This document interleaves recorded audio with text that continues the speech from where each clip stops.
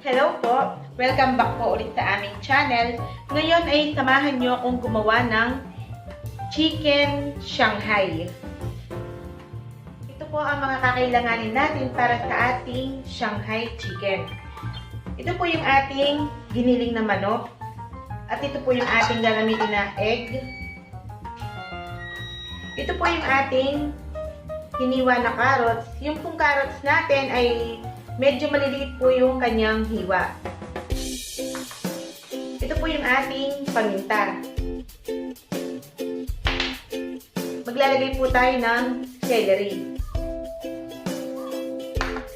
Ito po yung ating onion. Asin. Ito po yung ating ilalagay na cheese. Guys, yung cheese po natin ay optional lamang po yan. Maglalagay po tayo ng betchin. At ito po yung ating lumpia wrapper na gagamitin.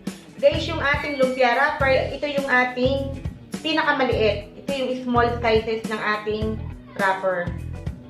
Ngayon po ay mag-umpisa na tayo sa ating Shanghai. Ang una po natin gagawin sa ating Shanghai chicken ay ilalagay natin yung ating asin. Yung pong asin natin ay 1 tablespoon.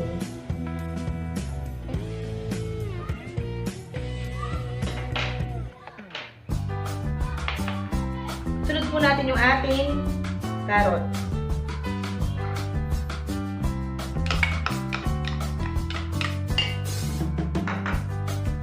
Onion.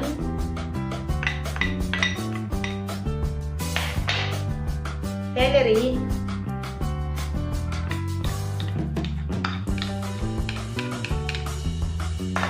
Ngayon po, i-mix natin siya sa ating giniling na manok.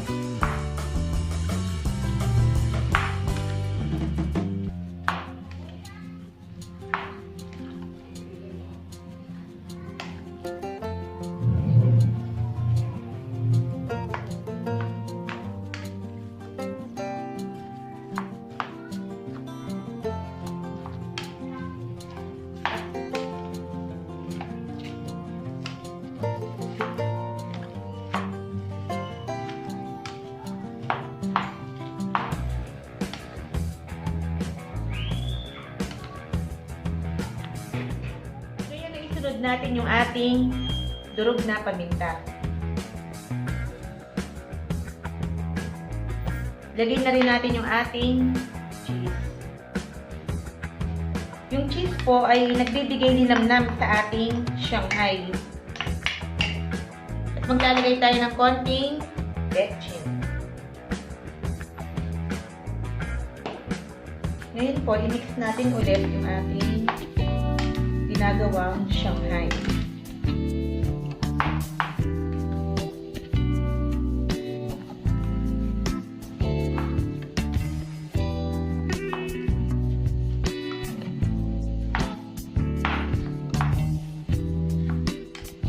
Ngayon po, lalagay ko na yung mga ingredients. Ngayon, maglalagay na tayo ng 2 itlog.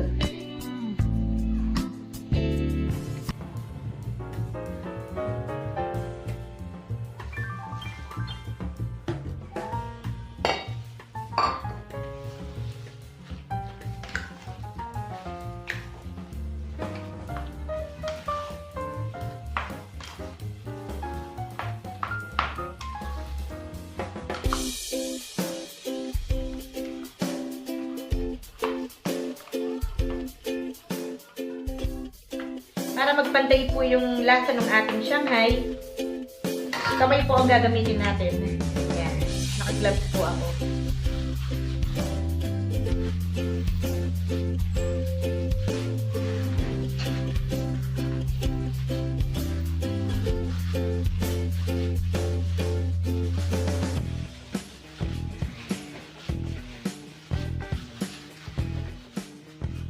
Yung ating chicken Shanghai. Pwede na po tayong magbalot sa ating lumpia wrapper.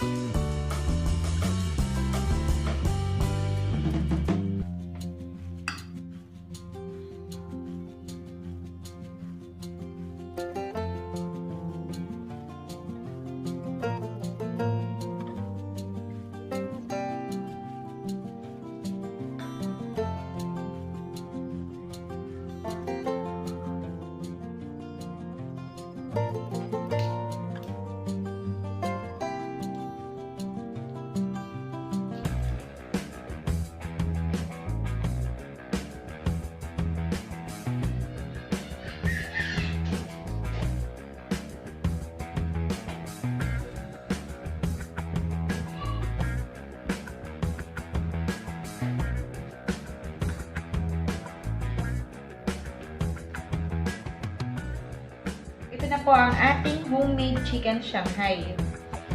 Ito pong ating Shanghai ay ibebenta natin ng 50 pesos kada styro. Ang laman po ng styro natin ay 8 pieces.